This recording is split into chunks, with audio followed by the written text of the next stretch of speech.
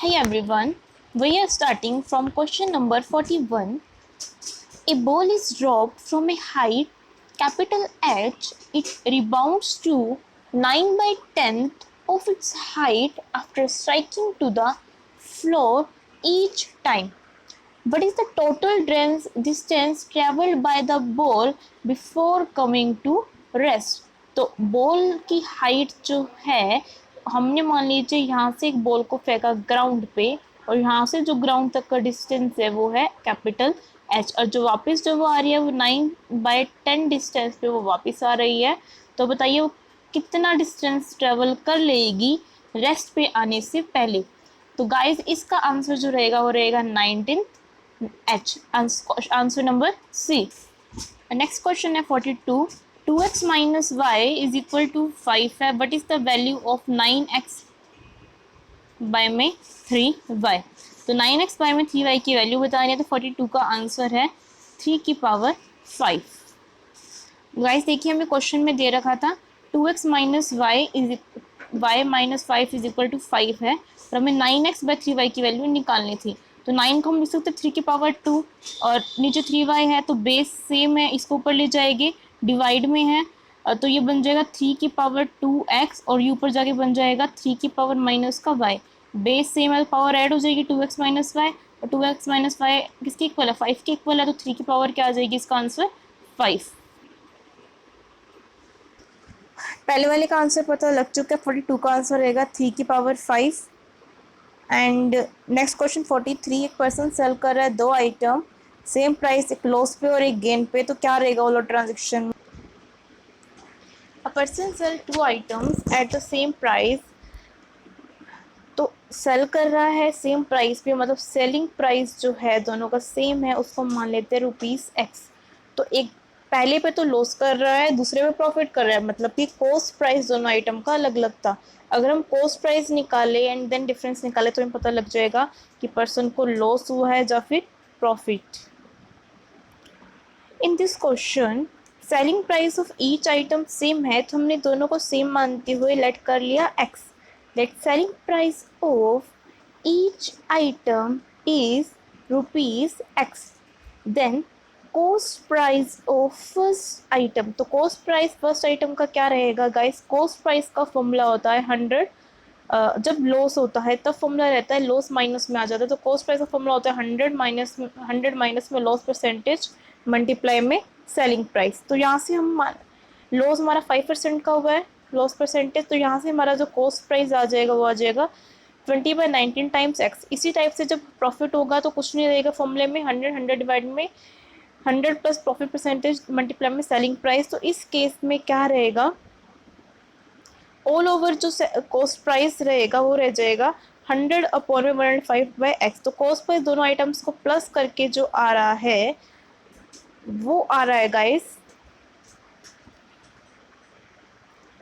20 + 19 bye में 329x। तो यहाँ से क्या आ रहा है, कॉस्ट प्राइस बड़ा आ रहा है सेलिंग प्राइस से, तो कॉस्ट प्राइस ज़्यादा आ रहा है सेलिंग प्राइस से, मतलब कि बंदे को लॉस हुआ। अब लॉस कितना हुआ, लॉस परसेंटेज भी हम निकाल सकते हैं। लॉस परसेंटेज का फॉर्मूला होता है CP minus SP divide by CP multiply में 100। तो लॉस परसेंटेज इसको रहेगा 0.25% का लॉस रहेगा, तो इसका ऑप्शन जो रहेगा लॉस रहेगा इसका। सो 43 का जो आंसर रहेगा गाइस वो रहेगा option number C, all over transaction में उसको लॉस रहेगा। तो चलिए क्वेश्चन नंबर 44 करते हैं। The probability of occurrence of A event A is 0.2। तो 44 बोल रहे हैं probability of an event A, उसकी प्रोबेबिलिटी इवेंट ए के होने की वो है 0.2, और प्रोबेबिलिटी ऑफ इवेंट बी वो है 0.4, और दोनों इवेंट हो टुगेदर उसकी प्रोबेबिलिटी है, मतलब कि पी ए इंटरसेक्शन बी की प्रोबेबिलिटी है गाइस 0.1। तो इसने एग्जैक्टली वन इवेंट बोला है, तो एग्जैक्टली वन इवेंट का फॉर्मूला जो होता है वो होता है P A plus P B 2 multiply में P A intersection B, A intersection B. तो पी ए कितना है 0.2, पी बी कितना है 0.4, और A इंटरसेक्शन B का डबल मतलब कि 0.2, तो माइनस से कट जाएगा तो इसका आंसर आ जाएगा 0.4। तो 44 का ऑप्शन नंबर डी बिल्कुल करेक्ट आंसर है। मैं आपको सोल्यूशन भी दिखा देती हूँ 1 मिनट। देखिए गाइस, जो पहले की प्रोबेबिलिटी थी वो थी 0.2, दूसरे के 0.4, इंटरसेक्शन भी था 0.1। एग्जैक्टली एक इवेंट तो इनमें से तो P A plus B minus का ए इंटरसेक्शन बी, तो टोटल आंसर बन जाएगा 0.4। अब पूछा है unit digit in the number 289 की पावर 3716, तो आपको इसमें बिल्कुल सोल्व करने की नीड नहीं है। आपको सबसे पहले तो यूनिट डिजिट देखनी है, नंबर की वो है 9, और फिर देखना उसकी पावर ओड है या इवन है। देखिए 9 है ना, तो 9 का कीजिए। 9 की पावर 1 क्या होती है? 9 की पावर 1 9 होती है। 9 का स्क्वायर क्या होता है? 81 होता है। और 9 का क्यूब क्या होता है गाइस? 9 का क्यूब होता है 729। तो आप एक चीज देख रहे हैं, जब 9 की पावर ओड है तो पीछे यूनिट डिजिट आ रही है 9, और 9 की पावर इवन है तो यूनिट डिजिट आ रही है 1। तो इसमें जो पावर है हमारे पास ओड है, तो ओड है तो यूनिट डिजिट क्या आएगी? ऑफ कोर्स 9 आएगी।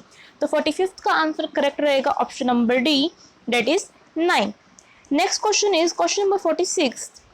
Typical velocity, magnitude of some of the moving objects are listed in the following table. So speed, you have to match the speed. Moving bacterium, a snail pace, Olympic runner, electron orbiting in a hydrogen atom, light traveling in vacuum. तो हमें इसमें speed match करनी है, किसकी correct रहेगी? Option number 46 का answer जो सही है वो है डी। तो डी ऑप्शन के अकॉर्डिंग फर्स्ट का फोर्थ है एंड उस पर third.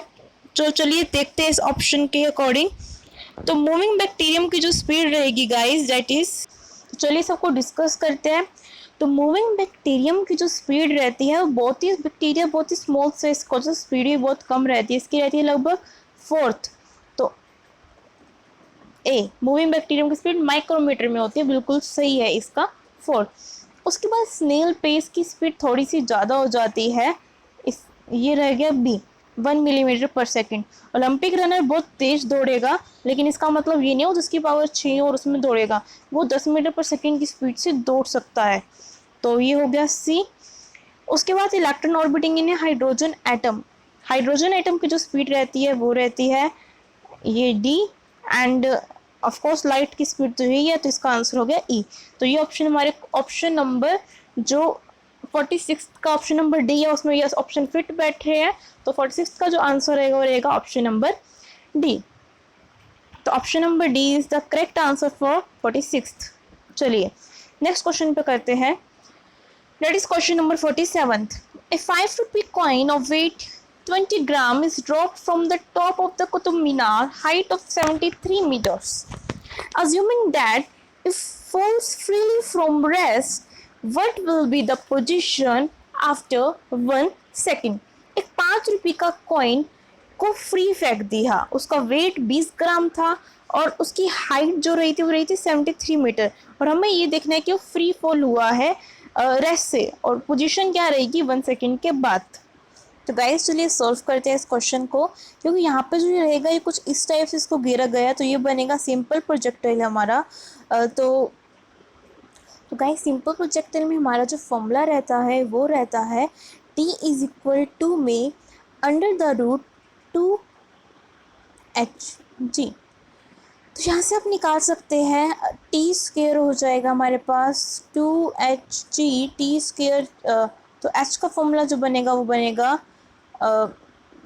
Ji t square divide by 2।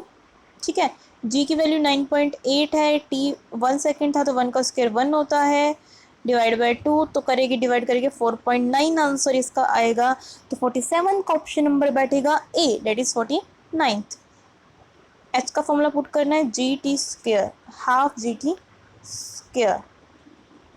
चलिए 48 क्वेश्चन है कि kangaroo jumps to a height 4.9 metre, what will be his take off speed.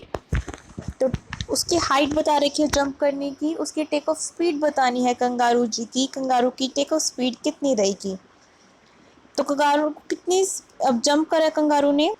तो गाइस अब फॉर्मूला पुट कीजिए simple, v square minus u square is equal to में 2as, क्योंकि यहाँ पे a जो है वो ग्रेविटी के कारण है, s यहाँ पे हाइट है, कितनी हाइट से जंप किया। तो फॉर्म u यहाँ पे कुछ भी नहीं है, 0 है, तो फॉर्मूला बैठेगा v square is equal to में 2gh, क्योंकि 2 कांस्टेंट है, g 9.8 है एंड h 4.9 है। 4.9 को 9.82 से मल्टीप्लाई करेंगे तो बन जाएगा हमारे पास 9.8 मल्टीप्लाई में 9.8, ये इक्वल है हमारे पास वी स्क्वायर के। तो यहाँ पे आके अंडर रूट हो जाएगा 9.9 9.8 मल्टीपल में, तो इसका आंसर आ जाएगा 9.8 सोल्व करके। तो मतलब कि आपको करना क्या है, v square is equal to में 2gh को सोल्व करना है, वैल्यू पुट करनी है, वी की वैल्यू आ जाएगी 9.8। Option number C is completely correct. आगे क्वेश्चन नंबर 49 को सोल्व करते हैं। While doing chin ups and exercise lift his body, जब चिन-अप्स कर रहे हैं तो एक्सरसाइज क्या करिए, लिफ्ट कर रही है।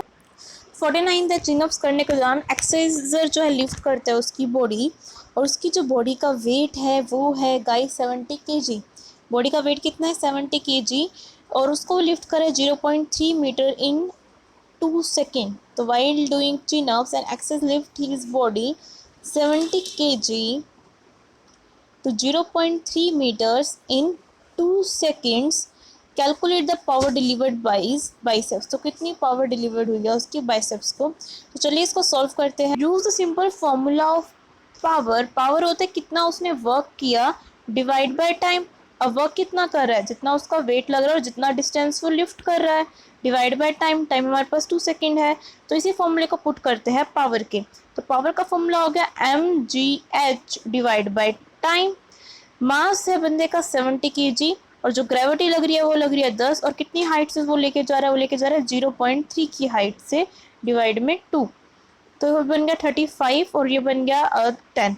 35 मल्टीप्लाई में 10 इसका जो रहेगा। गाइस होप्स आपको समझ में आई गया, हमने फॉर्मूला यूज़ किया mgh बाय में टाइम। तो मास था 70, ग्रेविटी 10, हाइट जितनी हाइट से उसने मूव करे, लाइक जब उसने पुलअप्स करे 0.3 डिवाइड में 2। तो इसको आप जब सॉल्व करेंगे तो 105 आंसर आ जाएगा। इसको देखिए 35 हो गया, ये 10 हो गया, 35 को आप, ये 3 हो गया, 35 को 3 से मल्टीप्लाई कर दिया तो 105 ही तो आता है। तो 105 वोट इसका आंसर रहेगा। ओके गाइस, तो 49 का आंसर रहेगा ऑप्शन नंबर 5। तो चलिए 50 क्वेश्चन पे आते हैं। जो आप 50 क्वेश्चन बोल रहे हैं which of the following is not true, इनमें से कौन सी चीज ट्रू नहीं है। If a gas expands adiabatically and reversibly, there will be no change in its entropy. अगर कोई गैस एक्सपेंड करती है एडियाबेटिकली, एडियाबेटिकली का मतलब समझ रहे हैं आप, जब हीट में चेंज सेम है, कांस्टेंट है, और एंड रिवर्सिबली मतलब रिवर्सिबल भी, तो कोई भी चेंज नहीं होगा उसकी एंट्रोपी में, बिल्कुल कोई भी चेंज नहीं होता। नेक्स्ट क्वेश्चन है कि if the left and right hand of a person at the same temperature, जो left hand and right hand है सेम टेम्परेचर पे, और हम उसको रब करेंगे together to warm, is a irreversible process. नहीं, ये ऐसा नहीं होगा, तो ये करेक्ट गलत रहेगा। तो इसका ऑप्शन नंबर बी रहेगा। तो और पढ़ लेते हैं। No mechanical engine can be more efficient than a Carnot engine operating between two some temperature. ऐसा, हाँ, कार्नोट इंजन का एफिशिएंसी सबसे ज़्यादा है, बिल्कुल ट्रू है ये बात। How does a natural biological engine is more efficient than a Carnot engine, बिल्कुल ये बात बिल्कुल सही है। तो thank you so much guys, bye bye.